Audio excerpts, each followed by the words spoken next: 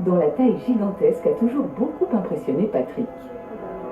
Et je vais te présenter Étienne, qui est l'organiste titulaire de l'orgue magnifique. Enchanté Étienne, bonjour. Bonjour Patrick. C'est un orgue qui est au-dessus de nous, qui date du XVIIIe siècle.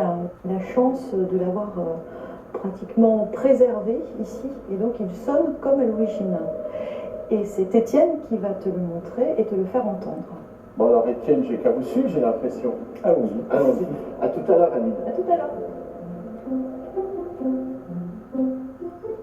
Exceptionnellement, Étienne Bayot va nous emmener dans les coulisses de cet orgue monumental de 3500 tuyaux. Ah alors, Étienne, là, vous êtes dans votre antre. Personne ne vous voit. Oui, c'est pas le but. L'intérêt principal d'être dans un endroit ramassé, c'est que la mécanique est beaucoup plus directe entre la touche et le tuyau. Justement, au niveau des sons, alors, ces objets-là, je ne sais pas comment ça s'appelle d'ailleurs. On appelle ça des tirants de registre ou de jeux, qui font chaque fois parler d'une série de tuyaux du grave à l'aigu, à peu près une soixantaine ici, différents.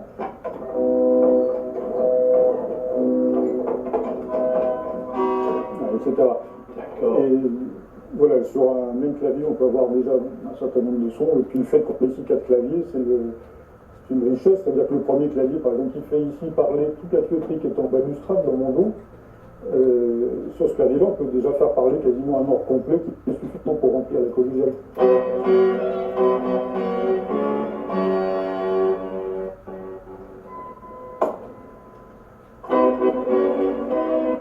Pour activer tous ces tuyaux en même temps, Étienne doit coupler les 4 claviers. Après 14 années passées derrière sa console, cet incroyable instrument n'en finit pas de le captiver. C'est intéressant pas seulement parce que c'est un grand instrument spectaculaire dans une grande acoustique, et ça l'est, mais c'est surtout en France un des très rares instruments qui est gardé dans son timbre très particulier depuis l'origine.